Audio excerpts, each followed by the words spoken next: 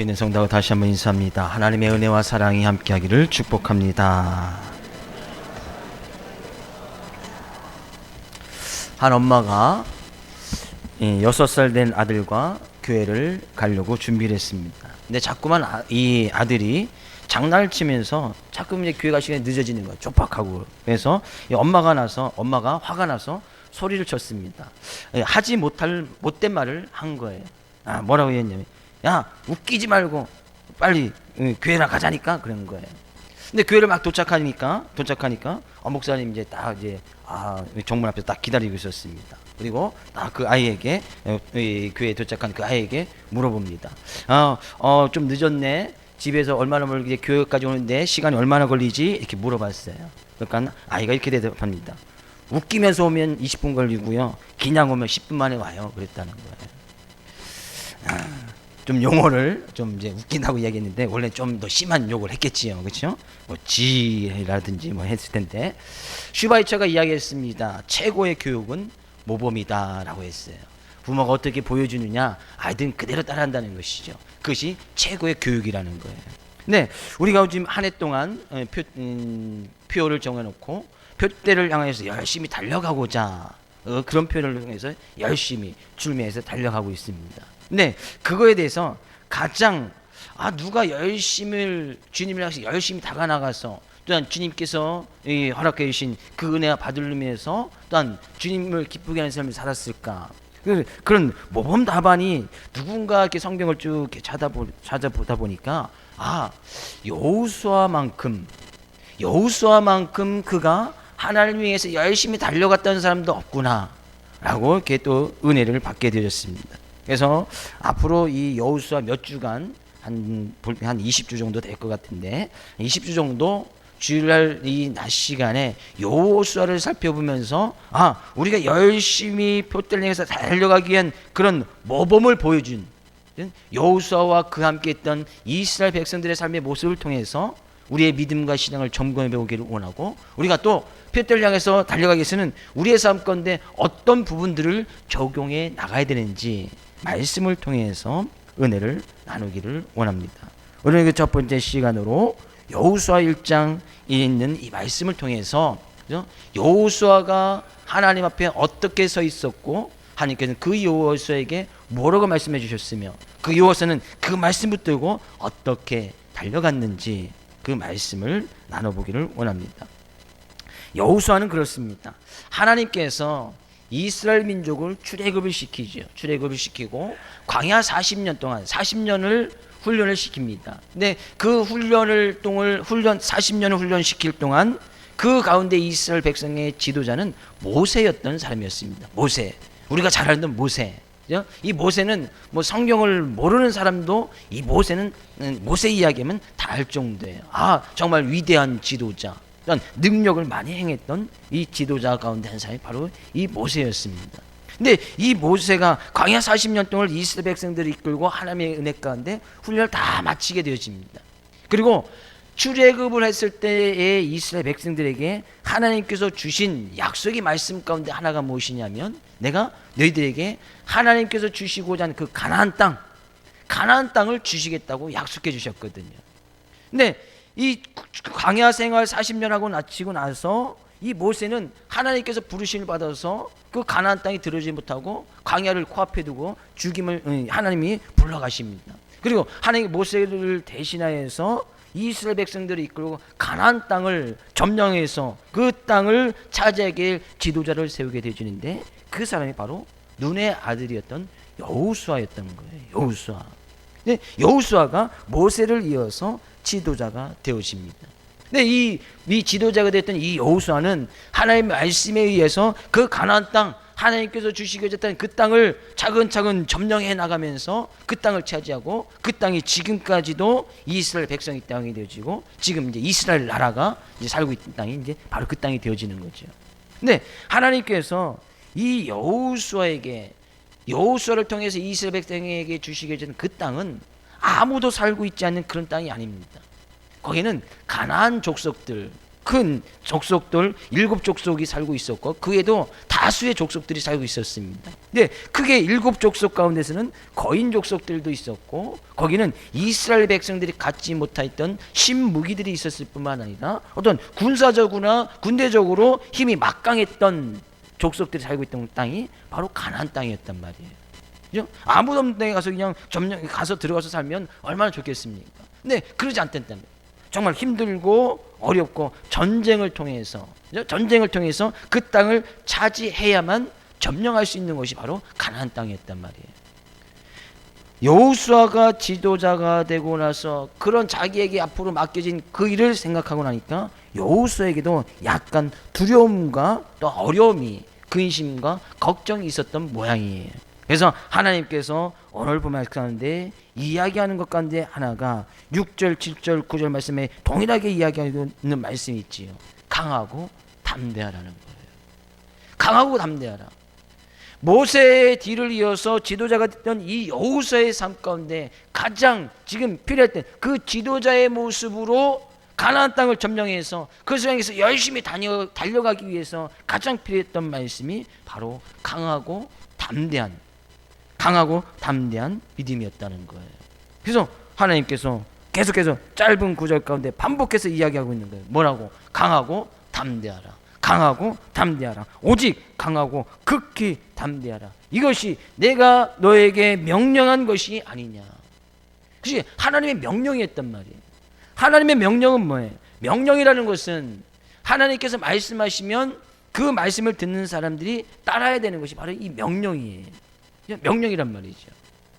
이것을 명령처럼 강화도 되고 담대도 되고 아니에요. 하나님께서 강하고 담대하라고 명령했다는 것은 여호수아가 내가 꼭 뭐 강할 필요가 있습니까? 내가 꼭 담대할 필요가 있습니까? 라고 반론하지 못하고 그 말씀을 그대로 지켜야 될 말씀이 하나님의 명령이었다는 거예요. 그래서 명령식으로 이야기하는 거예요. 강하고 담대하라. 우리가 믿음의 삶을 살아갑니다. 표들에서 열심히 달려갑니다. 때로는 삶 가운데 어려움이 있고 문제가 있을 수 있습니다. 그죠? 이들이 가나안 땅 점령할 때 문제가 없는 것이 아니었습니다. 여호수아가 강하고 담대한다 할지라도 그의 삶 가운데 많은 어려움과 난간이 그 앞에 놓여 있을 것이 확실했습니다. 요셉은 그것을 알았습니다. 그러니까 그의 삶 가운데 약간 두려움이 있고 근심과 걱정될 일들이 많이 있었습니다. 내가 모세의 뒤를 이어서 이 이스라엘 백성들을 이끌고 가나안 땅을 들어갈 수 있을까? 물론 그런 것에 대한 근심과 걱정도 있었겠지요. 근데 하나님께서는 그 여호수아에게 강하고 담대하라 라고 말씀하고 있다는 거예요. 행여나 우리의 믿음의 길 가운데 신앙의 길 가운데 두려움이 있습니까? 근심 걱정이 있습니까?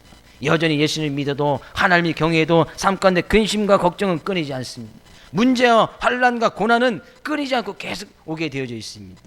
하나님 믿어도 하나님 믿는다고 해서 예수 믿는다고 해서 삶 가운데 근심 걱정이 다 날아가느냐? 그렇지 않단 말이에요. 이 근심과 걱정은 계속해서 온단 말이죠. 삶 가운데 어려움, 이 인생의 동굴 같은 이러지도 못하고 저러지도 못하는 그런 인생의 동굴 같은 그런 시기는 계속해서 오게 되어진단 말이죠. 인생의 동굴, 다윗도 이 인생의 동굴 가운데 딱 머물러 있다가 동굴 같은 딱 숨어 있어서 사울이 자기를 죽이려고 할 때 동굴에 피신해 있지요. 동굴에 피신했을 때 아무것도 할 수 없는 거예요. 여기서 내가 무엇을 해야 되나?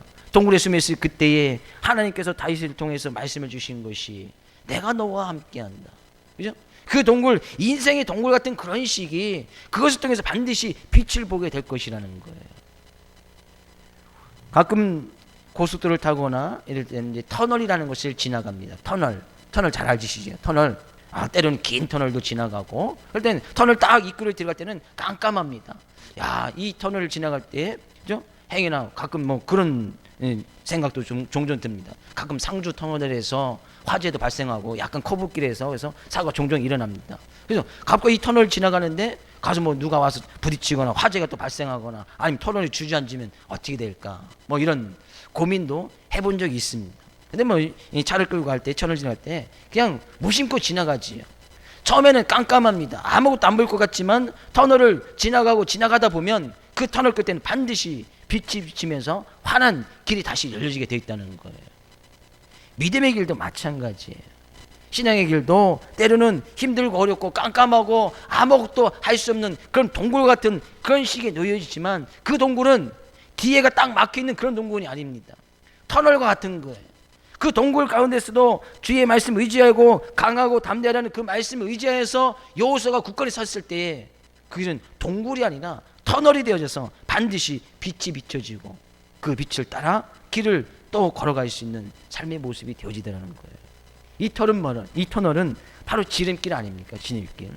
고속도로 가는데 왜 터널을 뚫어 놓습니까? 그죠? 예전에는 지금 강원도 가려면 한참을 가야 되지요. 근데 지금은 한 시간 반 정도 단축이 됐습니다. 왜? 대관령이라는 그 높은 고개를 넘어갈 때 예전에 막 꾸불꾸불해서 넘어가야 되는데 지금 거기에 터널이 다 뚫려져 있거든요. 그래서 시간이 1시간 이상 단축이 되어서 빨리 갈 수 있게 되어졌단 말이죠. 터널을 뚫어놓는 이유는 지름길이란 말이에요. 그 길이 지름길이기 때문에 터널을 뚫어놓는 거예요. 또 안전하게끔 또 뚫어놓는 거예요. 우리의 삶 가운데 동굴, 그것이 힘들고 어렵지만 그것이 하나님께서 우리를 위해서 예배진 지름길이라는 사실이에요. 지름길. 그 길을 갈 때 때로는 늦을 것 같고 정말 답답하고 전 너무나 어두워서 아무것도 안 보일 것 같지만 그 끝에는 반드시 빛이 비치고 있다는 사실이에요. 행여나 믿음의 길 가운데 지금 동굴과 같은 그런 시기, 터널이라는 막막한 그런 가운데 놓여진 계십니까? 오늘 말씀을 통해서 하나님께서 여호수아에게 말씀하시기를 강하고 담대하라 말씀하셨듯이 그 길이 바로 지름길이고 그 길 끝에 빛이 비춰 있다는 것을 확신하고 하나님의 명령이기에 그 명령을 붙들고 순종하며 나갈 수 있기를 주의 이름으로 축복을 드립니다. 그래서 제가 찾아봤습니다. 세계에서 그럼 가장 긴 터널이 뭘까? 가장 긴 터널이 뭘까 보니까 지금 이제 올 10월에 완공이 된답니다. 스위스에서 알프스 그 산맥을 터널을 뚫었대요. 54.18km. 대단한 일이죠. 54km를 터널을 뚫어버린 거예요. 스위스에서 이제 유럽, 프랑스나 이쪽으로 넘어갈 때 이제 아주 쉽게 빨리 싹 지나가는 거예요.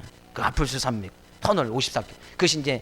그것이 완공이 되면 가장 긴 터널이 되고, 현존의 가장 긴 터널은 일본에 있는 53.18km에 되는 그죠? 그 터널이 현존에서 가장 긴 터널입니다. 그리고 세 번째는 프랑스에서 영국을 가는 해저 터널 아시죠? 프랑스에서 영국은 섬이기 때문에 프랑스에서 이렇게 딱 가려면 바닷속에 해저를 뚫어놨답니다. 50km. 그 50km 정도 된대요. 근데 그 터널을 뚫어놓는 이유가 뭐예요? 좀 더 빨리 안전하게, 그죠? 서로 교통하고 왕래할 수 있도록 뚫어놓은 것이 바로 이 터널이란 말이죠. 우리의 인생의 동굴은 그 동굴 앞에 꽉 막히는 동굴이 아니라 바로 그런 터널이에요. 아무리 긴 터널도 거기 있을 때는 반드시 출구가 있고 빛이 비춰진다는 거예요. 강하고 담대하라는 그런 말씀이 여러분 삶 가운데도 하나님의 명령으로 받아지기 원하고 명령은 순종해야 되는 거예요. 하나님의 백성들은 그 말씀 가지고 강하고 담대해야 된다는 거예요. 그런 은혜가 있어지기를 주의 이름으로 축복을 드립니다. 옆에 있는 성도에게 인사합니다. 우리 강하고 담대합시다. 강하고 담대할 수밖에 없는 이유가 있어요. 이 가나안 땅은 지금 이스라엘 백성들이 여호수아를 지도로 삼아서 있던 이스라엘 백성들이 가나안 땅을 지금 점령했습니까? 못했습니까? 아직 점령하지 못했지요. 앞으로 이들이 점령해 나서 그 땅을 차지해야 된단 말이에요. 그러니까 지금 가나안 땅 먼 곳에서 바로 코앞에서 그 가나안 땅을 이제 점령해 들어가려고 그 서 있는 그런 위치에 있었단 말이에요. 근데 하나님의 말씀은 전혀 다릅니다. 3절 말씀 가서 볼까요? 3절. 내가 모세에게 말한 바와 같이 너희 발바닥으로 밟는 곳은 모두 내가 너희에게 주었노니. 뭐예요? 하나님께서 말씀하시기를, 모세의 때도 말씀하시기를, 야, 내가 너희들이 밟는 그 땅은 벌써 너희에게 주었노니. 주었다는 것은 뭐예요? 이미 주었다는 것이죠. 이들은 지금 현존은 가나안 땅에 들어가지도 못하고 있습니다. 가나안 땅의 경계에서 지금 가나안 땅을 들어가려고 있는데, 하나님의 말씀은 벌써 모세 때에서부터, 물론 그 이전에 아브라함 때부터 말씀을 주셨지요. 모세 때에도 내가 그 땅 벌써 너에게 주었다는 거예요. 앞으로 너희에게 줄 것이 아니라 이미 너에게 주었다는 거예요. 그럼 이들의 지금 이들이 가고자 하는 것은 뭐예요? 가나안 땅을 앞으로 들어갈 것인데 하나님께서 이미 주셨기 때문에 그냥 그 땅을 가서 차지하게만 된단 말이죠. 근데 가서 차지하게만 되는데 거기서는 여전히 전쟁을 해야 되고 가나안 족속들이 살고 있었단 말이에요. 여전히 어려움이 있고 환란이 있고 문제가 남아 있었단 말이에요. 근데 하나님께서는 뭐예요? 그 땅을 이미 너에게 주었다는 거예요. 아, 너희들이 이 명령을 지키고 강하고 담대한 마음으로 내가 앞으로 그 땅 너에게 줄게, 앞으로 줄 거야 라고 이야기했던 것이 아니라 벌써 이미 그 땅은 너희에게 주어진 땅이기 때문에 하나님께서 원하시는 말씀은 뭐예요? 내가 너에게 명령하는 것이 아니냐, 그 말씀 앞에 순종하느냐 순종하지 않느냐, 하나님께서는 지금 그걸 원하고 계신다는 거예요. 이들이 가나안 땅을 점령하기 위해서는 수많은 노력과 어려움이 여전히 남아 있습니다. 근심과 걱정의 문제가 여전히 남아 있는 그런 가운데 있어요. 근데 그런 상황 가운데서도 거인족 속이 있는 그런 상황 가운데서도 성벽이 딱 막혀져 있는 그런 상황 가운데서도 하나님의 말씀 앞에 순종할 수 있느냐는 얘기예요. 이스라엘 백성들의 그래서 진정은 몇 번이는요, 가나안 땅이 아닙니다. 여호수아가 진정으로 두려워했던 것은 가나안 땅을 차지할 수 있느냐 차지 못하느냐 그것을 두려워했던 것이 아니에요. 하나님께서 명령하신 그 말씀 앞에 자기가 정말 순종할 수 있느냐 순종할 수 없느냐, 거인족 속이 딱 눈앞에 딱 있을 때 그 가운데서 하나님 말씀 앞에 순종할 수 있느냐 없느냐, 여호수아가 진정으로 두려워했던 것은 바로 그 부분이었어요. 아, 내가 정말 하나님 말씀, 나는 모세처럼 능력도 없고 정말 지도자의 자질이 없는데, 아니에요. 실제적으로 여호수아의 삶의 모습을 보면 여호수아는 겁쟁이가 아니었습니다. 여호수아가 언제 가장 처음 나오냐 가서 보면 출애굽기 17장에 나와요. 출애굽기 17장에 가서 보면 이스라엘 민족과 아말렉이 전쟁을 하거든요. 전쟁을 하는데 그 전쟁 가운데 있을 때 모세는 지도자니까 가장 앞장서서 싸우냐? 아니에요. 모세는 하나님의 말씀에서 높은 산에 올라가서 모세는 거기서 기도를 했습니다. 전쟁에서 승리하게도 모세는 기도하고, 그 전쟁 가운데 가장 우두머리로 전쟁의 수장이 되어서 싸웠던 사람이 바로 이 여호수아예요. 전쟁에 싸움의 기술도 있고 전쟁의 능력이 있는 사람이 바로 이 여호수아였단 말이죠. 또 여호수아의 믿음도 대단했습니다. 어떻게 돼요? 그가 가나안 땅을 정탐할 때에 각 지파에서 한 명씩 뽑지 않습니까? 12명씩 뽑아서 가나안 땅을 정탐하라고 오라고 이야기합니다.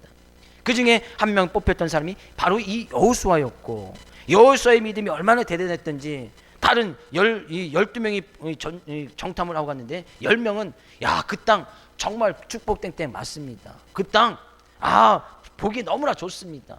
그러나 우리가 그들에 비하면, 우리는 그들에 비하면 메뚜기 같은 존재입니다. 왜? 거기는 실제적으로 거인족 속에 살고 있었거든요.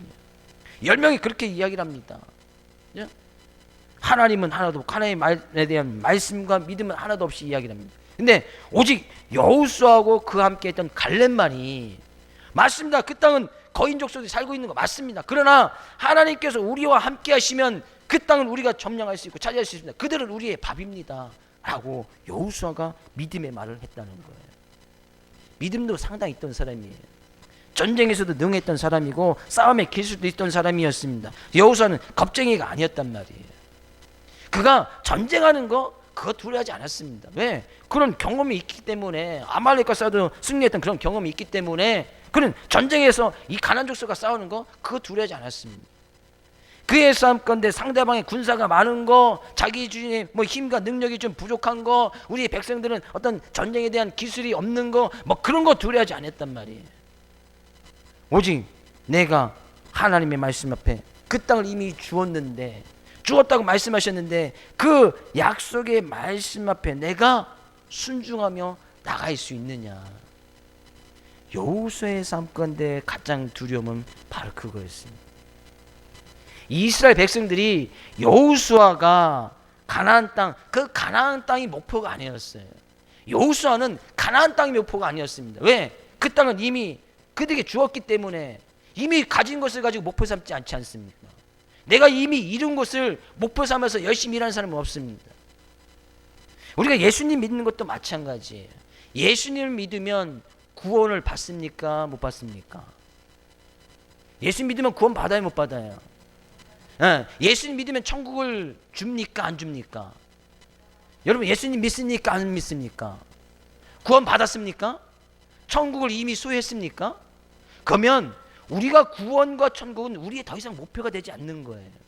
맞죠?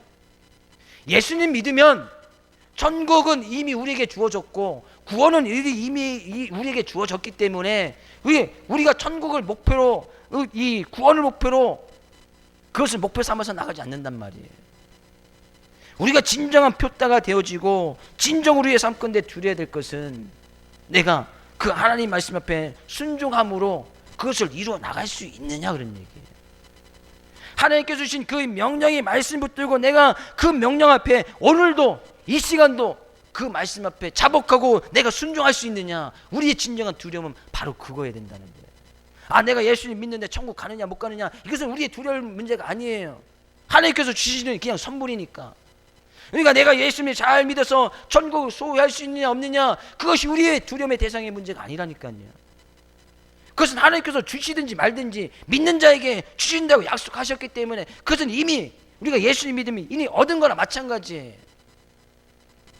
내가 지금 하나님께 주신 말씀 앞에, 그 명령 앞에 내가 오늘도 이 시간도 그 말씀 앞에 순종할 수 있느냐.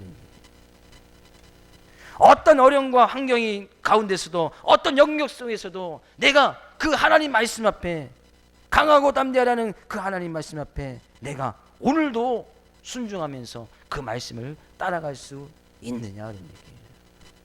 여호수아가 진정으로 두려웠던 것은 바로 그거예요. 내가 이스라엘 백성들을 이끌고 가나안 땅을 정복해 가야 되는데, 그죠? 내가 그 말씀 앞에 순종하여서, 내가 그 말씀 앞에 순종하여서 하루하루 순종하여서 이스라엘 백성들을 이끌고 가나안 땅을 점령하여서 하나님께서 원하시는 그런 삶의 모습으로 살아갈 수 있을까? 여호수아의 진정 두려움 바로 그거였단 말이에요. 우리 예수님 믿으면서 신앙생활하면서 정말 두려워할 부분이 바로 그거예요. 예수님 믿으면 하나님께서 복을 주시겠지 안 주시겠지. 그 복을 주면 또 근심 걱정이 날라고, 복을 안 주면 또 근심 걱정 생기고. 예수님 믿으면 천국 간다 그랬는데 천국이 있나 없나, 지옥은 있나 없나, 그것은 우리의 두려움의 문제가 아니에요. 그것을 두려워할 필요가 없습니다. 왜? 천국에 대한 확신, 구원에 대한 확신이 예수님을 진정으로 믿으면 그건 자동적으로 따라오는 것이니까. 여러분 믿으면 나중에 반드시 천국 갑니다. 믿으십니까? 예수님 믿으면, 예수님 믿지 않고는 천국 못 가겠지요. 예수님 믿으면 반드시 구원 받습니다. 그러니까 우리 그거에 대해서, 그것이 우리의 목표가 아니란 말이에요. 천국 가는 것, 물론 천국에 대한 소망이 있고 구원에 대한 소망이 있는 것은 확실합니다. 그러나 그것이 우리의 인생의 목표는 아니란 말이에요. 내가 정말 예수님 믿어서 예수님께서 하신 그 말씀 앞에 순종할 수 있느냐. 모세는 그것이 너무나 두려웠어요. 모세의 뒤를 이어서 그럴 만한 자신감이 어떻게 보면 조금 떨어졌던 것도 같아요. 모세는 하나님 말씀 앞에 직접 대면해서 말씀을 받고 그 말씀을 백성들에게 이야기하고 그 앞에 철저히 순종하며 나갔던 사람 가운데 하나가 바로 이 모세 아닙니까? 지도자가 됐던 이 여호수아의 삶의 모습인데, 자기의 삶의 모습을 보니까 내가 정말 그런 하나님의 말씀 앞에 오늘도 변함없이 나에게 어떤 복을 주시든지 안 주시든지, 나의 기도에 응답이 있든지 없든지 간에 내가 그 말씀 앞에 오늘도 순종하며 살아갈 수 있는가. 이것이 너무나 두려웠단 말이에요. 그런 두려워 떨고 있는 이 여호수아에게 이야기하는 거예요. 강하고 담대하라. 그 땅은 이미 너에게 주었으니까. 여호수아는 그 땅을 차지하는 것이 목표가 아니었습니다. 이스라엘 백성도 가나안 땅 점령은 그것이 목표가 되어서는 안 되었어요. 근데 결국엔 나중에 이스라엘 백성들이 가나안 땅 점령하는 것이 그들의 목표가 됐거든요. 근데 그 목표가 딱 이루어지니까 더 이상 하나님을 찾지 않는 거예요. 그래서 나중에 이스라엘 백성들이 멸망받았던 이유 중에 하나가 바로 거기 있습니다. 그 땅을 하나님께 주신 선물인데, 구원이라는 것이 하나님께서 우리에게 주신 선물이잖아요. 우리가 열심히 노력해서 구원을 어떻게 받습니까? 우리가 무슨 수를 통해서 우리가 천국을 수여할 수 있단 말이에요. 우리의 힘과 능력으로 많은 것을 들여서 천국을 살 수 있습니까? 우리가 뭐 노력을 해서 구원이라는 것을 받을 수 있습니까? 구원이라는 것은, 천국이라는 것은 하나님께서 예수 그리스도 이름을 의지하여서 그 예수 그리스도를 믿는 자들에게 주시는 구원의 선물이잖아요. 선물. 근데 그 선물이 목표가 돼서는 안 된다는 거예요. 여호수아에게 주셨던 강하고 담대하라는 이 말씀이 오늘 하루 삶 가운데 우리 삶 가운데 하나님께서 주신 귀한 명령으로 받아들일 수 있기를 먼저 주의 이름으로 축복을 드리고, 그 명령 앞에 내가 순종할 수 있는지, 그 순종할 수 있는지 그것을 두려워하며 살아갈 수 있기를 주의 이름으로 축복을 드립니다. 그래서 모세에게 이 여호수아에게 이야기를 합니다. 5절 말씀 가서 볼까요? 5절. 내 평생에 너를 능히 대적할 자가 없으리니 내가 모세와 함께 있었던 것 같이 너와 함께 있을 것임이니라. 내가 너를 떠나지 아니하며 버리지 아니하리니. 강하고 담대하라는 거예요. 어떤 어려움과 환경 속에서도 하나님께서 난 너를 떠나지 않을 거야. 내가 어디를 가든지 함께 할 것이고 무엇을 하든지 내 옆에서 너를 지켜주시고 보호할 것이니까. 그 하나님께서 나를 지금 지켜보고 있다고 생각을 하고 그 하나님을 경외함으로 말씀 앞에 그 하루도 순종하면서 살아가라는 거예요. 그러면 말씀 앞에 순종하다 보면 강하고 담대할 수밖에 없겠지. 말씀 앞에 매 순간순간마다 하나님께 주신 귀한 말씀을 의지해서 그 앞에 순종하다 보면 강하고 담대해질 수밖에 없는 거예요. 왜? 하나님께서 함께 하심이 느껴지거든요. 하나님께서 그 말씀 앞에 순종하고 나갈 때 하나님께서 나와 함께 하시고 나를 떠나지 아니하고 나를 붙들어 주시는 것을, 나를 버리지 아니했다는 것을 갖다가 늘 느끼고 체험하기 때문에 강하고 담대해질 수밖에 없는 거예요. 이것이 신령으로 하나님을 경외하는 거예요. 이것이 신령으로 하나님을 두려워하는 것이다라는 얘기예요. 나의 삶 가운데 말씀 앞에 내가 오늘 순종할 수 있느냐 두려워하는 거, 진정으로 하나님을 두려워하는 것이거든요. 그것이 하나님을 두려워하는 것이고 하나님을 경외하는 거예요. 그렇게 하나님을 경외할 때에, 진정으로 하나님을 경외하면서 나갈 때에 하나님이 함께 하시는 놀라운 은혜와 복이 삶 가운데 함께 하여 지리라는 얘기예요. 그러면서 그런 두려움 가운데 살기 위해서 여호수아에게 주신 말씀이 한 가지 더 있습니다. 7절 말씀 가서 볼까요? 7절 말씀. 오직 강하고 극히 담대하여 나의 종 모세가 내게 명령한 그 율법을 다 지켜 행하고 우로나 좌로나 치우치지 말라. 그리하면 어디로 가든지 형통하리니. 뭐예요? 여호수아가 두렸던 것이 하나님의 말씀을 지키는지 안 지키는지, 그 말씀에 순종할 수 있는지 오늘 본 말씀 7절 말씀에서도 이야기를 하고 있지요. 야, 극히 강하고 담대하라. 여호와의 율법을 다 지켜 행하고 우로나 좌우로나 치우치지 말라. 그리하면 어디로 가든지 형통하게 될 것이다. 우로나 좌우로나 치우치지 말라는 것은 앞으로 이 여호수아가 지도자가 되어서 이스라엘 백성들 이끌고 갈 때 수많은 어려움과 환경들이 그 앞에 놓여질 수밖에 없다는 거예요. 곧 그들은 요단강을 건너야 되는데 요단강을 건널 때도 문제가 됐습니다. 곧 또 전쟁을 하고 성을 점령하고 나갈 때 거인족들이 눈앞에 딱 있습니다. 자기 백성들을 보면 광야 생활하면서 아주 초라한 모습으로, 거기서 군사훈련 받은 것도 아니고 저 특별한 기술이 있는 것도 아닙니다. 그래서 하나님께서 주시는 오직 하나님만을 의지하고 나갈 수밖에 없는 그런 여호수아의 입장에서 그 가운데 주신 말씀이 바로 그거예요. 율법을 지켜 좌로나 우로나 치우치지 말고. 거인족속이 있느냐? 그거 보지 말라는 거예요. 거기 앞에 요단강이 있느냐? 보지 말라는 거예요. 거기 장애물이 있느냐? 장애물 보지 말라는 거예요. 그 앞에 홍해가 딱 있느냐? 그거 보지 말라는 거예요. 그 인생 앞에 동굴이 딱 막혀져 있느냐? 그 동굴 쳐다보지 말라는 거예요. 그것을 쳐다보고 나서는 쳐다보면은 늘 근심 걱정 밖에 있을 수밖에 없겠지요. 한없이 우리의 인간 능력 해결되진 그런 문제 쳐다보고 있어요. 거기에 답이 나옵니까? 답 안 나오지요. 그들이 만약에 요단강 건너야 되는데 요단강만 쳐다보고 있는 거예요. 언제까지? 그러면 건기가 되어서 비가 오지 않으면 강 깊이가 좀 얇아지면 그때까지 기다리고 강 건너가자? 뭐 그런 시간이 어디 있습니까? 그리 당한 문제 그들이 해결하려고 하려면 답이 없는 거예요. 근데 하나님께서는 너무나 간단하게, 그죠? 야, 가서 그냥 요단강 가르면 되지. 홍해 속에도 홍해 속에서 바다 속에도 물길을 내주시는 하나님께서 요단강 하나쯤 그거 못 건너시 하시겠느냐. 그러니까 그런 환경 여건 바라보지 말라는 거예요. 우리 인생의 문제 그거 바라보지 말라는 거예요. 자루나 우루나 치우치지 말고 하나님의 말씀의 뜻이 어디 있는지 그 중심을 받아서 그 중심 하나님의 말씀만을 바라보라는 거예요. 그것이 하나님의 명령이었단 말이에요. 그러면서 한 가지 더 이야기하는 것이 뭡니까? 8절 말씀. 8절.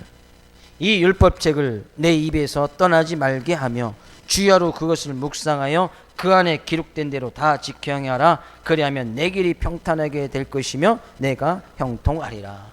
자루나 우루나 환경이나 여건이나 문제와 그런 고난과 한란당한 것을 바라보지 말고 한 가지 해야 될 것이 뭐예요? 주 내 입에서 율법책을 떠나지 말게 하여 주야로 그것을 묵상하고 그 안에 기록된 대로 다 지켜 행하라. 하나님의 말씀을 우리의 입 가운데서 늘 떠나지 않게 하라는 거예요. 하나님의 말씀이 우리의 입 가운데서 늘 떠나지 않게 하기 위해서는 우리의 마음이 하나님의 말씀으로 가득 차 있어야 됩니다. 왜? 우리의 입을 통해서 나오는 말들은 우리의 생각이나 우리의 마음속에 있는 것이 말을 통해서 나오게 되어져 있거든요. 그러니까 이 하나님께서 여호수아를 통해서 원하시는 것은 삶 가운데, 마음 가운데, 생각 가운데 늘 하나님의 말씀으로 가득 차 있어서 그 말씀을 늘 묵상하여서 하루를 시작할 때도 말씀으로, 하루를 끝날 때도 말씀으로, 내가 무엇을 결정할 때도 말씀으로 결정을 내리고, 내가 무슨 것을 행할 때도 말씀으로 행하고, 내가 어디를 가든지 말든지 간에 말씀으로 그것을 가든지 말든지 말씀으로 결정하라는 거예요. 늘 그 말씀이 떠나지 말게끔 하라는 거예요. 주의 이름으로 축복을 드립니다. 여러분의 마음 가운데, 생각 가운데, 입 가운데서 하나님의 말씀이 떠나지 않기를 주의 이름으로 축복을 드립니다. 그러기 위해서 어떻게 하면 되겠습니까? 말씀을 늘 말씀으로 채우겠지요. 하루를 시작할 때도 말씀으로 시작을 해야겠지요. 그래서 큐티라는 것이 정말 좋은 겁니다. 큐티라는 것이 하루를 시작할 때 말씀 묵상하고, 그죠? 또 큐티할 시간이 안 되면 새벽 예배를 나오고, 그죠? 새벽 예배 시간에 또 말씀 있으니까. 새벽 예배도 힘들고 큐티도 안 된다. 성경책을 맨날 끼고 다니시든지, 아니면 핸드폰 요즘 좋지 않습니까? 성경 앱 다 있고 출퇴근 시간에 그 앱 틀어놓고 또 교회 홈페이지 가면 매주 설교가 올라가 있습니다. 그 설교가 한 30분 40분 됩니다. 출근할 때 20분 듣고 퇴근할 때 또 20분 듣고, 그래서 반복해서 듣든지. 항상 우리 삶 가운데 말씀이 내 옆에서 떠나지 아니하기를. 원어적으로 가서 보면 떠나지 않게 하는 것은 정말 사랑하는 애인처럼 꼭 붙어있는 그런 모습으로 이야기를 하고 있습니다. 사랑하는 사람, 애인이 있으면 헤어지기 싫지요. 꼭 붙어있고 싶지요. 안 그렇습니까? 연애를 안 해보셨나? 연애하시는 분들 어딨지? 연애하시는 분들 꼭 결혼할 사람, 그죠? 꼭 붙어있지 않습니까? 정말 사랑하는 애인이 꼭 붙어있는 거예요. 하나님의 말씀을 그처럼 사랑하는 애인처럼 옆에서 꼭 끼고 다니라는 거예요. 그렇다고 해서 출근하고 나서도 하나님의 말씀이 더 좋아서 출근할 때부터 퇴근할 때까지 성경책만 읽는다? 그것은 안 되는 거예요. 출근해서는 회사에 열심히 하고, 그죠? 그런 사람 그럼 이제 회사에서 쫓겨나겠지요. 하나님의 말씀이 정말 내가 사랑하는 애인처럼 옆에 두고 늘 말씀 가운데, 이 가운데 묵상을 하고 그것을 따라 지켜 행해 나갈 수 있도록 말씀을 늘 가까이 해야 된다는 거예요. 강하고 담대하기 위해서 여호수아에게 주신 말씀이 자루나 우루나 치지만 환경과 여건을 바라보지 말고, 두 번째, 말씀을 늘 입에서 떠나지 말게끔 그 말씀을 묵상하고 읽고 때는 쓰기도 하고 때는 외우기도 하고 암송도 하기 위해서 말씀을 늘 사랑하는 애인처럼 가까이 둘 때에 여호수아가 근심하고 걱정했던 것이 떠나가게 되어지더라는 거예요. 강하고 담대하게 나가지더라는 거예요. 우리가 표대를 향해서 열심히 달려가는 거 다른 방법 없습니다. 다른 길 없어요. 오직 하나님의 말씀밖에 없습니다. 우리의 인생의 복대, 구원, 천국, 물론 천국 구원에 대한 천국의 소망이 있지만 그것이 우리의 진정한 복대는 아니에요. 내가 정말 예수님 믿음으로 인해서 오늘도 내가 말씀을 통하여서 그 말씀을 통하여 우루나 치우치지 아니하고 그 말씀의 중심을 가지고 그 말씀 앞에 순종할 수 있느냐, 그것이 관건이에요. 다른 방법은 없습니다. 그것이 하나님께서 여호수아를 통해서 가나안 땅을 점령하게 해주셨던 가장 첫 번째 주신 말씀이 바로 그 말씀이에요. 강하고 담대. 그러기 위해서는 말씀밖에 없다는 거예요. 많은 환경과 여건이 있지만 그 하나님께서 너와 함께하고, 하나님께서 나와 함께하고, 너와 함께하고, 네가 어디를 가든지 함께 하시겠다고 약속해 주시던 그 약속의 말씀 붙들고 그 하나님을 경외하면서 두려우면서 나가라는 거예요. 9절 말씀 가서 볼까요? 내가 내게 명령한 것이 아니냐. 강하고 담대하라. 두려워하지 말며 놀라지 말라. 내가 어디로 가든지 내 하나님 여호와가 너와 함께 하느니라 하시니라. 주의 이름으로 축복을 드립니다. 하나님께서 여러분이 어디를 가든지 무엇을 하든지 하나님께서 늘 함께 하시고 동행하여 줄 수 있기를 주의 이름으로 축복을 드립니다. 이 말씀이 진정으로 축복의 말씀을 받아들이십니까? 하나님께서 내가 무엇을 하든지 어디를 가든지 하나님께서 늘 따라다닌다는 거예요. 이거 진정으로 축복의 말씀입니까? 정말로요? 도둑질할 때도, 거짓말할 때도 하나님께서 다 지켜보고 계신다는데, 내 친구와 싸울 때도, 시기하고 미워한 말을 가질 때도 하나님께서 지켜보고 계신다는데, 정말 그 말씀이 축복의 말씀으로 받아들이시냐는 얘기예요. 내가 여건 때문에, 환경 때문에 근심 걱정하고 있는데 그때도 하나님께서 지켜보고 계신다는 거예요. 근데 그 말씀이 진정 축복의 말씀으로 받아들이냐는 얘기예요. 여전히 우리는 하나님을 믿는다고 하면서 내가 너와 함께하고 내가 어디를 가든지 함께할 것이라는 그 말씀이 나의 삶 가운데 진정으로 축복의 말씀으로 받아들이지 못할 때가 많더라는 거예요. 왜? 여전히 환경, 여건, 나의 삶 가운데 근심, 어려움, 환난, 고난 때문에 내가 진정 하나님 앞에 똑바로 서 있는지, 내가 그 말씀 붙들고 담대하게 그 말씀, 약속의 말씀 붙들고 나가는지, 기대의 응답이 있든 없든지 간에, 삶의 고난이 있든 환난이 있든 간에 내가 그 말씀 앞에 오늘도 순종하며 살아가고 있는 그런 나의 믿음의 모습을 살펴보고 있느냐는 얘기예요. 이 말씀이 축복의 말씀을 받아들이는 거 정말 쉽지 않습니다. 하나님께서 동행하시니까 나의 어려움 가운데 건져주시겠지, 너 근심 가운데 건져주시겠지, 그 말씀이 아니에요. 하나님을 믿어도 여전히 어려움과 근심과 문제가 있단 말이죠. 그 가운데서 내가 하나님 말씀 앞에 순종할 수 있겠느냐. 하나님 말씀하십니다. 하나님은 우리와 늘 함께 하시고 어디를 가든지 함께 해 주시겠다는 거예요. 그래서 두려워하거나 놀라지 말라는 거예요. 하나님께서 이때도 하나님께서 날 보고 계셨어? 이렇게 된데도 하나님께서 나의 삶 가운데 함께 해주셨어? 놀라지 말라는 거예요. 그때도 하나님께서 함께하고 계시니까.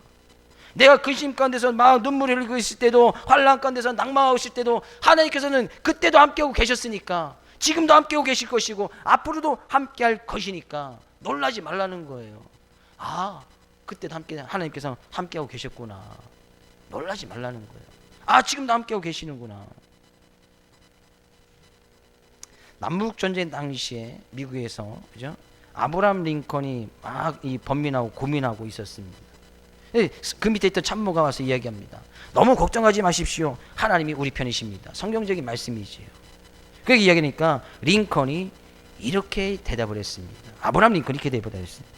그것은 적군도 그렇게 생각할 거야. 왜? 미국이라는 나라는 하나님 믿는 나라도 아니었습니까? 남북전쟁이 있었으니까 적군도 그렇게 생각할 거라는 거예요. 중요한 것은 과연 우리가 하나님 편에 서 있느냐 하는 그거야 라고 이야기했다는 거예요. 하나님은 우리가 함께 하시든지 안 하시든지, 하나님 나와 함께 하지 마십시오 해도 하나님은 함께 하시는데, 내가 과연 그 하나님 편에 서 있느냐. 하나님 편에 서 있다는 것은 뭐예요? 내가 그 하나님 말씀 앞에 순종하고 있느냐는, 그 하나님 말씀 붙들고 내가 여건이나 환경이나 어려운 문제를 바라보지 아니하고 그 말씀 앞에 내가 서 있느냐는 얘기예요. 오늘 말씀 통하여서 우리가 진정으로 주님 하나님 편에, 하나님 말씀 앞에 서 있기를 먼저 주의 이름으로 축복을 드립니다. 강하고 담대함으로 말씀 앞에 순종하고 그 말씀을 따라서 하나님의 함께 하시는 역사가 삶 가운데 일어나고, 그런 말만 많은 간증거리가 일어날 뿐만 아니라 주님 위해서 더욱더 열심히 달려갈 수 있는, 말씀의 중심을 가지고 달려갈 수 있는 여러분과 제가 되어지기를 주의 이름으로 축복을 드립니다.